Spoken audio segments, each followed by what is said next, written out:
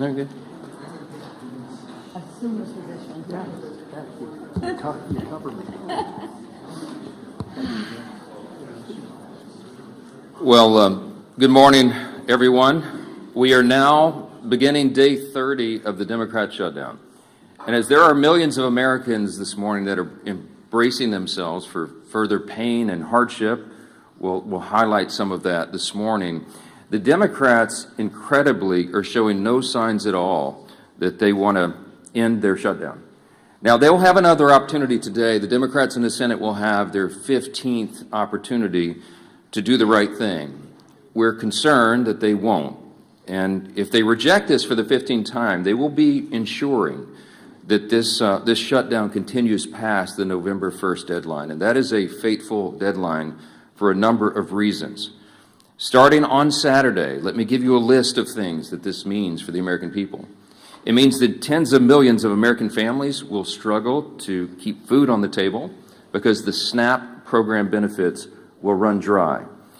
It means that WIC assistance, that's women, infants, and children, the nutrition programs, will be at risk of running dry. It means that Head Start centers, which serve 60,000 children nationwide, will be at risk of closure.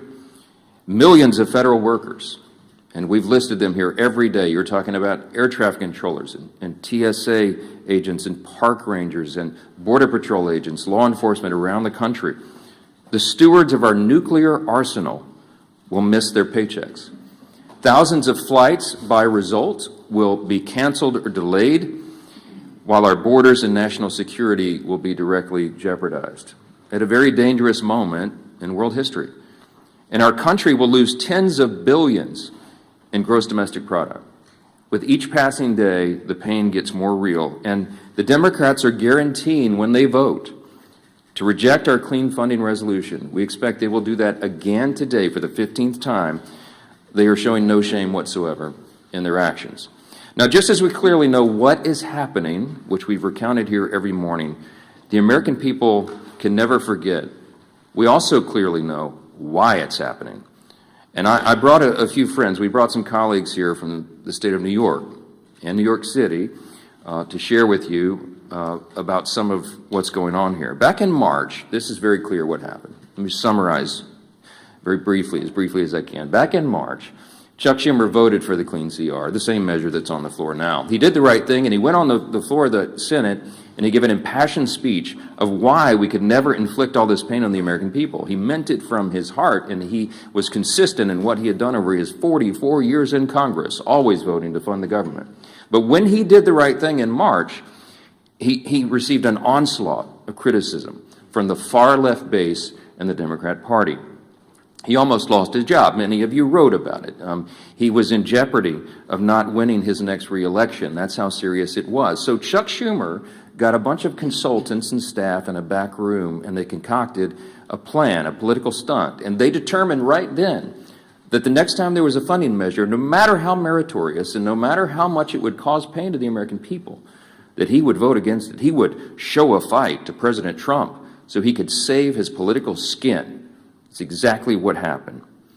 He did this so he could prove to his base that he's showing a fight. And as a result of this charade, he has brought the Democrats to their lowest point in decades. Literally, the Democratic Party has its lowest approval rating. Democrats in Congress have their lowest approval rating ever in the history of polling. The labor unions, working class Americans, independents are fleeing his party. And they are coming to the party of common sense because they see us here trying to solve these problems. They see us here voting over and over and over to fund the government and give them their paychecks. And they see the Democrats dug in against it. And now Chuck Schumer is desperately trying to cling to power. Unfortunately, when you make decisions out of fear and political desperation, you have already lost control. And the new power center in the Democrat Party is one that should frighten every common sense American. The radical socialist wing is rising. It is led by people like AOC and Bernie Sanders. Hakeem Jeffries and Chuck Schumer know this. They're smart politicians in that way. They can feel the political winds, and they know that they have to continue to act belligerently in order to gain the favor of the far left. It's their own political survival that they had put in front of the needs of the entire country. Let me say that again. The Democrat leaders in the Senate and the House have put their own political survival in front of the needs of the American people. Exhibit A is Zoran Mamdani. New York City, America's largest city, the cradle of capitalism that has always been, is facing a real crisis right now. They've got a 34-year-old, unproven, untested socialist who looks to be the next mayor. He may well be elected. Mamdani winning New York City would be the biggest win for the Marxists, the socialists, in the history of this country. We have, to this point, in nearly 250 years, been able to hold off those kinds of ideas. We've been able to cling to the foundational principles of America, the ideas of individual freedom and limited government and the rule of law and peace through strength and fiscal responsibility and free markets and human dignity. All those things are in jeopardy when the Marxists take over. And it's the clearest sign yet that the Democrats' radical Marxist wing is winning the battle for control of their party. Look at where the energy is. This should be alarming to everyone around the country. Mamdani has, of course, called to defund the police, to abolish all prisons, to legalize prostitution. He lambasted the New York PD, the New York Police Department, as a racist system. And you might have seen, if you in the media are covering this, but there was a new video uncovered from 2023, just 2 years ago, and he said, quote, "We have to be clear, when the boot of the NYPD is on your neck, it's been laced by the IDF. Look, it's a unique talent to merge one's loathing for American law enforcement with their loathing for the Jewish people. But this guy's, he's managed to do it. New York is just the tip of the iceberg. It's not isolated to America's largest city. It's other cities as well. Look at Seattle, where the leading candidate for mayor is an open socialist. Look at Minneapolis, where the sitting socialist mayor is facing a challenge from his left flank. And look here in Congress, where we have our own wing of Marxist acolytes serving here. Amazingly, the media is criticizing Republicans for fixating on Mamdani. I read some of that yesterday. This socialist uprising is something that we have a responsibility to call out and sound the alarms. That's what elected representatives of the people are supposed to do, and we take that responsibility seriously. And obviously, Mamdani is a big issue here in the halls of Congress. Why? Because the second highest ranked Democrat in the country, Leader Jeffries, endorsed him. They're making Mamdani a mainstream Democrat now, and this party has left the people. Of course, the press wants us to ignore Mamdani. Here it's an embarrassment because most of the press is on the side of the Democrats. They don't want us to talk about that, but we have to. Because by endorsing Mamdani, Hakeem Jeffries has endorsed and co-owned his positions, his past statements, his Marxist playbook, and everything else that that guy espouses. And so, too, does every single House Democrat who will be inviting their leader, Jeffries, to their campaigns and to their districts next year. Every single one of them at every campaign stop should be asked, what do you think about Mamdani? What do you think about his positions? While House Democrats court Marxists in New York, Senate Democrats have chosen to shut down the government over a totally clean, nonpartisan CR. It's the first time in the history of this country, that any party has done that, has chosen, had the audacity to shut the government down over a totally clean, nonpartisan funding measure. They're bowing to the demands of their far-left base, and no one can deny that. The facts are very clear. The American people are intelligent. They understand what's happening here. We pray that the Democrats, at least a handful of centrists, if there are any moderates left in the Democrat Party in the Senate, we pray that they will come to their senses and they will do the right thing by the American people, that they will stop all the pain and that they will reopen the government. As I mentioned on Saturday, things are going to become very dire. There is one way out of this, the easy way, the obvious way, and that is for the Democrats to do their job and vote for the CR. Now, I mentioned we brought some of our good friends and colleagues here from New York to talk about the mess that the Democrats have created in the Empire State. Now, why are we focusing on New York? Because, again, it's a bellwether for the rest of the nation. If you're watching at home, you need to understand the dynamics of what's happening in New York, because you have to ensure that it doesn't happen in your city, in your town, in your state. And these folks are watching this, and they're fighting it. Our Republicans in New York are trying to hold the line. They're trying to defend what is great about this extraordinary and exceptional nation that we have. But they have a lot of headwinds. And they're here to share how this reckless shutdown is impacting everyday New Yorkers. And I'm delighted to bring up to the podium, before we get our leadership reports here, one of my dear friends and colleagues and classmates back from the 115th Congress when we came in as freshmen together, Congresswoman Claudia Tenney, who is from the 22nd District of New York. She does an extraordinary job here for her state and for the country. Claudia, go ahead. Thank you so much, Mr. Speaker, and my colleagues. I actually hail from the 24th District, a little bit of we've had some redistricting in upstate New York a couple of times, but I just want to say good morning and thank you again to my colleagues for being here. This is really important, and I wish I could say that I am surprised by what we're witnessing, but this is exactly what happens when the Democratic Party surrenders to its most radical fringe. Chuck Schumer and Hakeem Jeffries lack the political courage to stand up to the Marxist, anti-Semitic, anti-law enforcement base led by Mamdani now, AOC, and Bernie Sanders.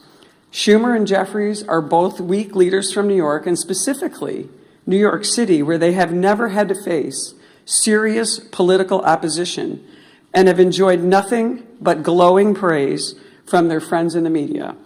They are ill-suited to lead the Democratic Party at the national level, which is on dramatic display with each passing day of this tragic shutdown. They have traded true leadership for appeasement, responsibility for disorder, and principle for political survival. This shutdown is their choice. They've surrendered to radicals funded by dark money groups pushing anti-police, anti-Israel, anti-American garbage. Now the country is paying the price. I served with Hakeem Jeffries in the New York State Legislature. He sat right next to me. I've seen this playbook before, as have my colleagues in New York who also served in the legislature. It is the same corrupt Albany routine. Reward insiders, punish taxpayers, and blame everybody else. Today, it is something far worse. A movement run by socialist Marxist activists. I don't like to call them socialists, they're really Marxist. And extremist networks, and they have hijacked the Democratic Party. And as the Speaker pointed out, just look at Zohran Mamdani, a member of the State Assembly, by the way. He actually defeated a fairly liberal member of the Assembly, who is in a narrow election, but there he is in the State Assembly. He is the face of the new far-left coalition. And make no mistake about it, the new leader of the New York Democratic Party. His campaign is not grassroots. It's bankrolled by Soros money, radical clerics, and communists working together to push a Marxist agenda in America's largest city. Schumer and Jeffries will not stand up to this movement. We've seen this because, as the Speaker pointed out, they're terrified of it. They have built their political survival on appeasing the far left, and now our entire country is being held hostage by it. They cannot open the government without angering the radicals who radically run their party. The Democratic Party is now controlled, as I said, by the Marxist activists, dark money donors. This is not a grassroots effort. And an anti-American ideology is dominating this. And they would rather destroy the system than to lose power. And unfortunately, Leader Jeffries and Leader Schumer are just succumbing to this. New Yorkers are already paying the price, and we have been paying the price. From Albany's Medicaid for illegal scheme to Mamdani's socialist city agenda, working families are being crushed under taxes, mandates, and ideology.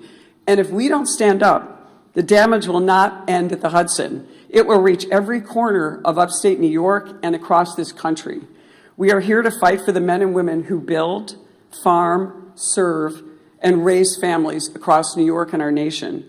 They are the backbone of this nation, and they deserve a government that works for them, not the political insiders who have created this mess. So my message to Chuck Schumer and Hakeem Jeffries is simple. Stop playing games. Stop bowing to this mob and reopen our government. Pay our troops, fund essential services, and start putting American families and especially in my case and my colleagues here, New York families first. And my message to New Yorkers is this: stand up, speak out, reject this radicalism that has taken over not just our city, but will take over our state. And I thank you, Mr. Speaker. I appreciate the moment.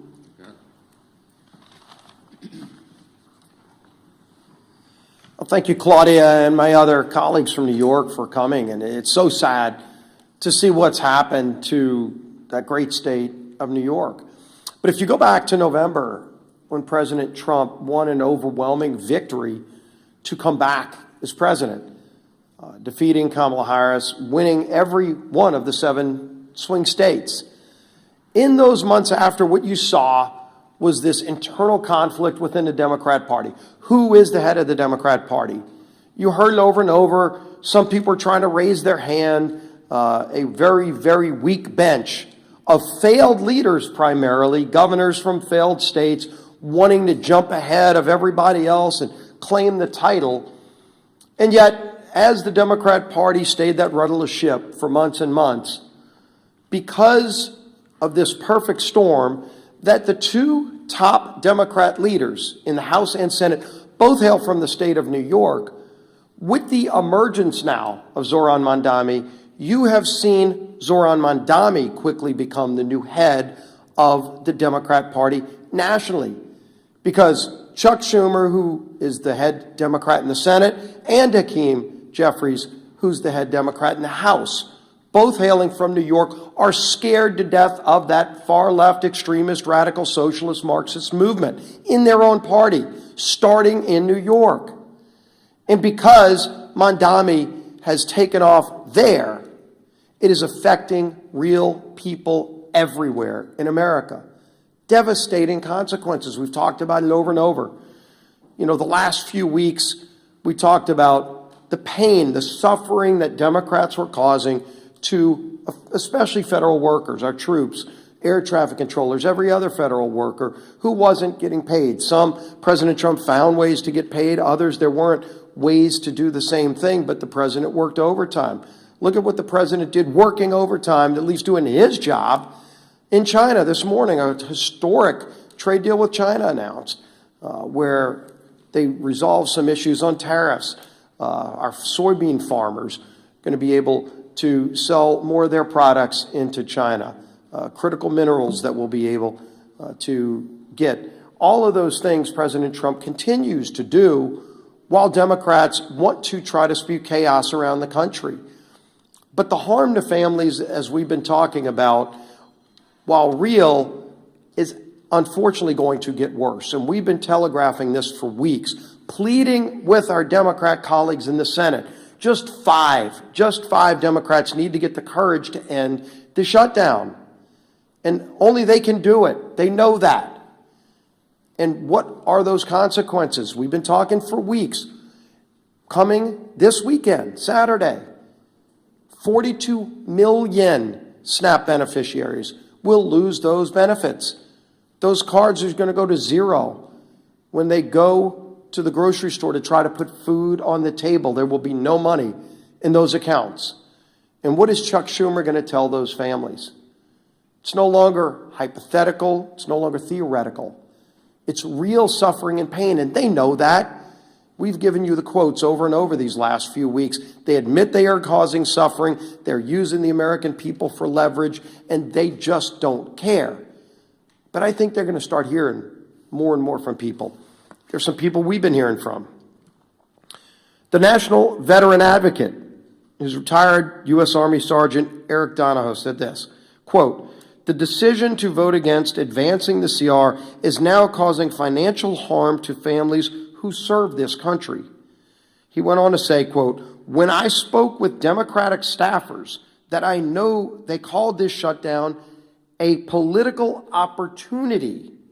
They think the more Americans hurt, the more power they gain. They even bragged about it," Donahoe said. Quote, "This isn't a headline to us. It's rent, it's groceries, it's mental health, it's stability." And of course, you've heard just a few days ago, we had the National Air Traffic Controllers Association and the American Federation of Government Employees demanding that Democrats pass the clean CR.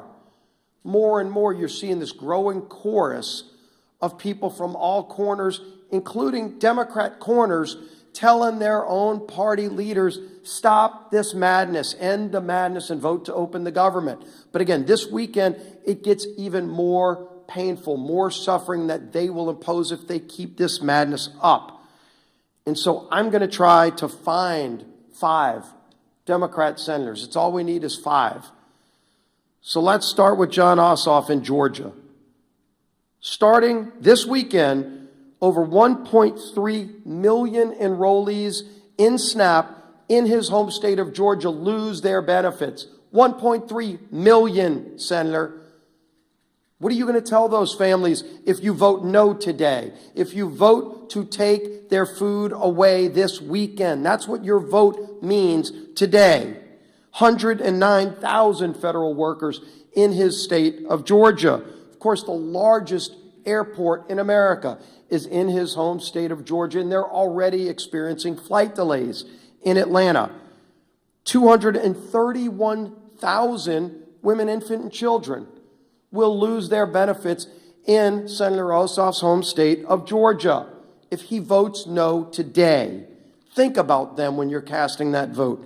Senator Warner in Virginia, 825,000 SNAP enrollees in his home state of Virginia. 189,000 federal workers. Don't come up here and give some speech lamenting about the hardships those people are facing when you're the one voting to impose those hardships. You can stop that today by voting yes. 107,000 women, infant, and children will lose their benefits in Virginia if Senator Warner votes no. Tina Smith in Minnesota, 452,000 enrollees in the SNAP program, 33,000 federal workers, and 101,000 women, infant, and children in Minnesota will lose their benefits if Tina Smith votes no today. Gary Peters in Michigan, over 1.4 million enrollees in SNAP. No food stamp benefits this weekend to 1.4 million Michiganders. 56,000 federal workers. 189,000 women, infant, and children will go without food this weekend in Michigan if Senator Peters votes no. Senator Sheehan in New Hampshire, 76,000 enrollees in SNAP. 9,000 federal workers and 12,000 women, infant, and children will go hungry in New Hampshire if Senator Sheehan votes no. I could go on with more and more of these. All we need is 5. That's 5 right there. If they get the courage, they don't have to impose that pain on families. But the only way this suffering is prevented is if they come to their senses and vote yes. We all know the math. We all know what's needed. But it's not just math. It's millions and millions of families across this country that will truly suffer and go without food if they vote no today. It's a straightforward vote. We've all voted yes and passed it through the House over a month ago. End the madness and pass this bill. Our whip, Tom Emmer.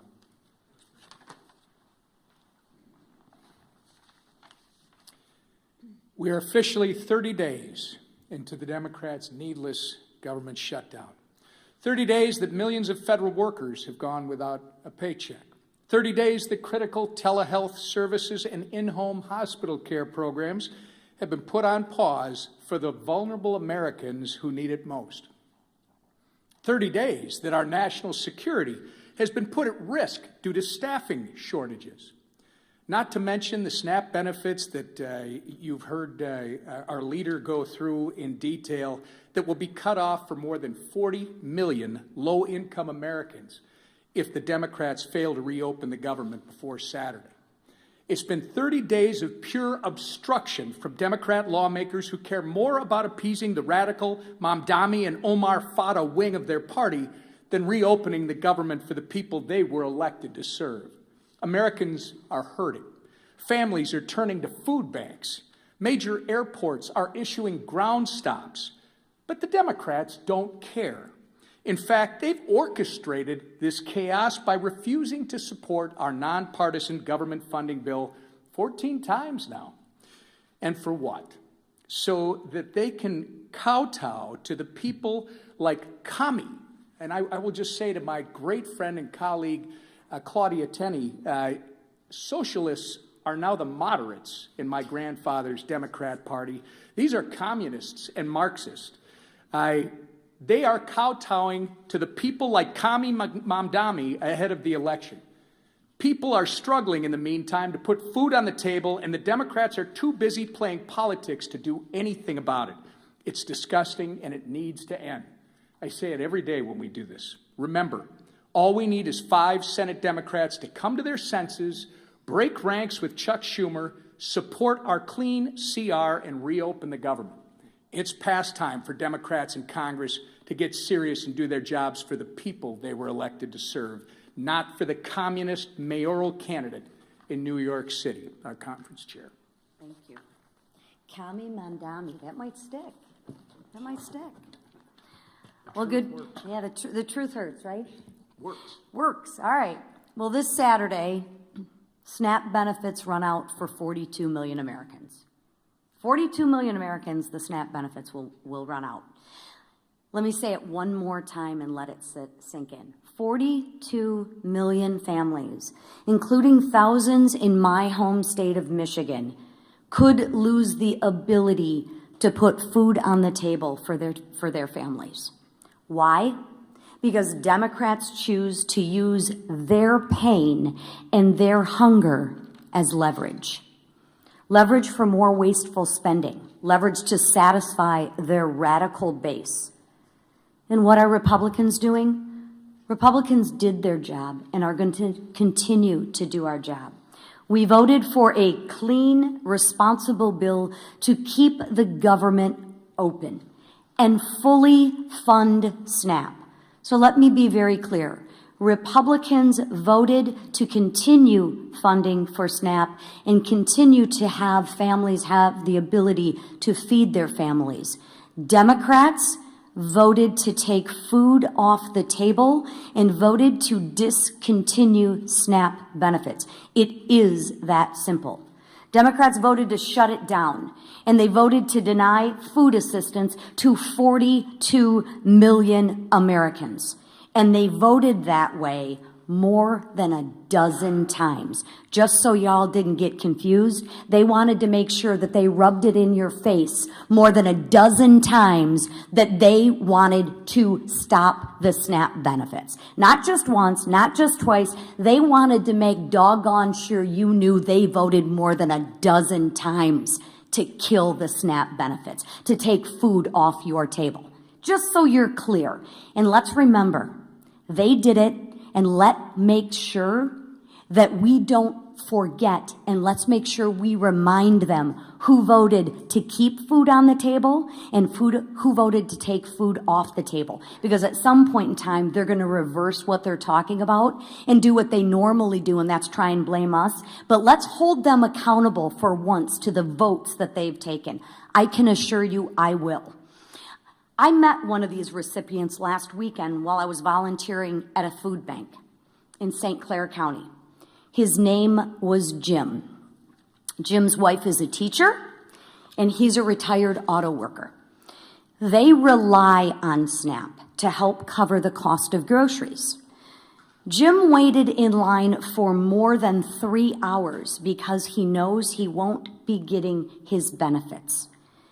That's what he told me. But you know what he told me? I thought this was very insightful. He told me, thank you. He told me, thank you for all you're doing to keep the government open.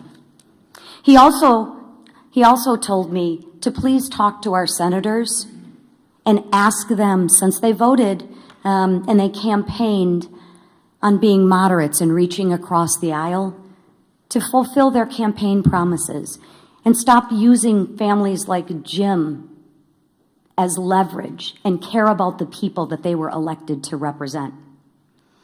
I also spoke with a woman who recently lost her husband She's now raising her grandkids and told me she's never needed help before, but now she's struggling to afford groceries. These are real people struggling, real people that Republicans are actually fighting for, and real people that I am fighting for. Jim is not leverage. Jim is a person with a family to feed. Open up the government and stop using Jim and his family as leverage to kowtow to your radical political base. Do what you know is right and what you have said is right, and open up the government. A farmer back home once told me, when you're not hungry, you have a lot of problems. When you're hungry, you have one. Right now, families on SNAP have a problem. And that problem should never, ever be used as political leverage. So Republicans, we're going to keep on working and we're going to keep on fighting. And you know what? We will keep showing up. And while we keep demanding that Democrats stop using suffering Americans as pawns in their political games, I implore my two senators, do what you said you were going to do. Do what you said that you are. You've reached across the aisle. You're moderates. You care about people. Well, show that in your actions and vote for a clean CR for families like Jim who you represent. Please, they are counting on you. And every no vote means that you are keeping food from their table. So please, it is time to pass the clean CR and actually put the people who you represent, Americans, first. Thank you. We'll take a few questions. I just want to thank again our colleagues from New York, LaLota and Lawler, Garbarino, Langworthy, and Tenney.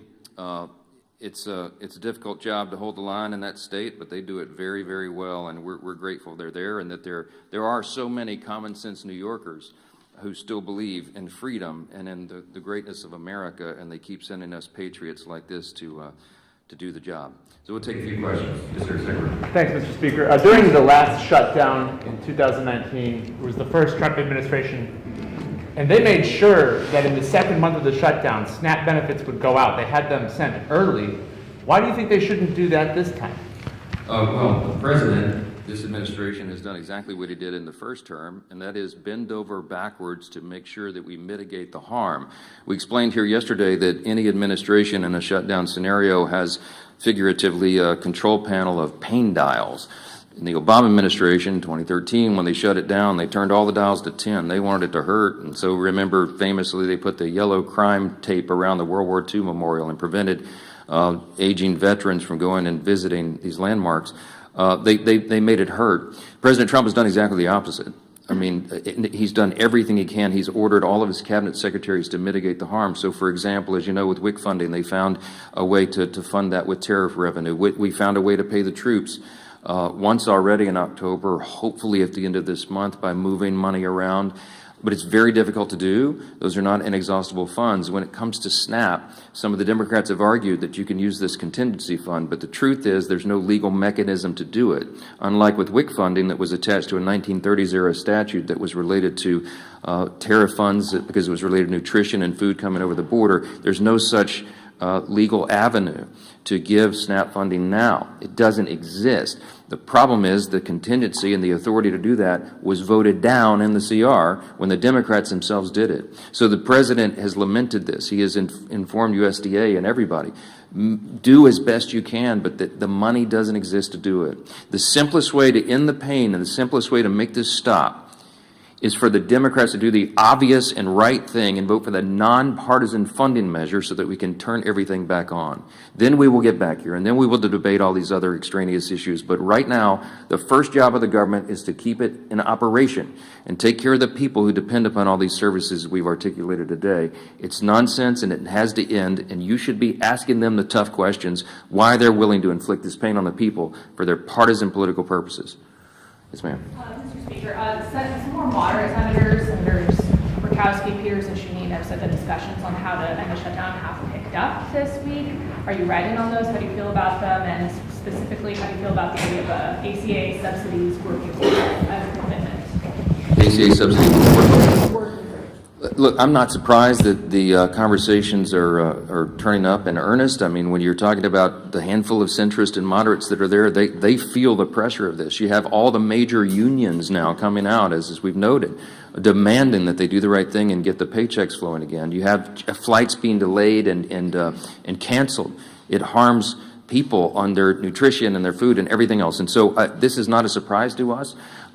We welcome them doing the right thing, but again, we don't have anything to negotiate because we didn't put any partisan Republican priorities on the CR at all. I don't have anything I can pull off of it to make it more palatable for them. So our urge and our plea to them is just do the darn right thing and open the government. And then we'll figure all the rest of these things out. We were always scheduled. We were always planning to have the debate about the COVID-era subsidies and all these other issues in October, November, December. The COVID-era subsidies don't expire until the end of December. There are all sorts of discussions going on about that, all kinds of ideas.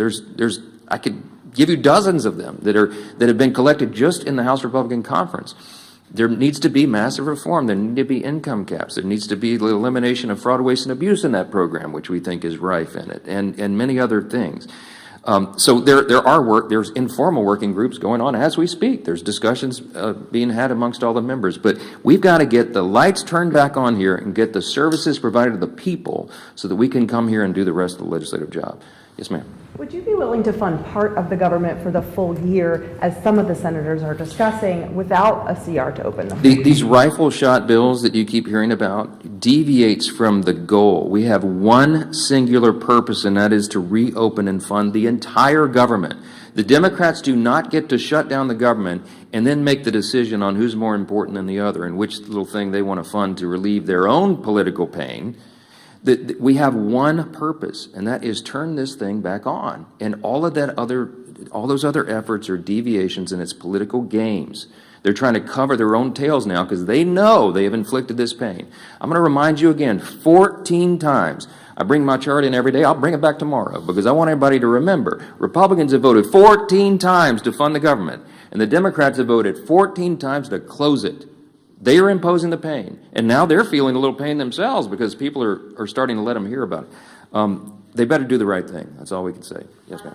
Mr. Speaker, you mentioned today that the Senate's going to vote for the 15th time. Senate Democrats are supposedly. The Senate's actually not voting today on the CR to fund the government. Do you agree with Leader Thune's decision to let Democrats sit with this over the weekend? They're not voting today on the CR, so SNAP benefits are going to lapse. They're not taking that vote today. Well, Leader Thune was pretty upset yesterday. We've all seen the video. Mad John on the floor, and it's appropriate. When we come in here and do these briefings, I can empathize with them because we're happy warriors. I like to come in and have a good time in press conferences and tell you good news and all of that. But this feels very much like in my state, Louisiana is a hurricane state.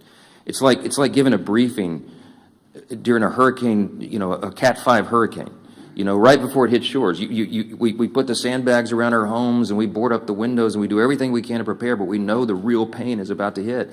And we feel helpless in doing anything about it. And that's the same emotion and that we feel here at the podium and when we're on the floor. And Leader Thune let them have it yesterday because they were trying to play games, and we're just fed up with it. He's a very even-tempered, calm guy. I mean, I try to maintain the same demeanor, but it's infuriating to us. I'm not going to second-guess his decisions on when they schedule the votes each time, but he's probably about had it with their nonsense. And when they tell him and they thumb their nose at him and give him, and say other things that they like to drop the F-bomb now for fun, for emphasis apparently.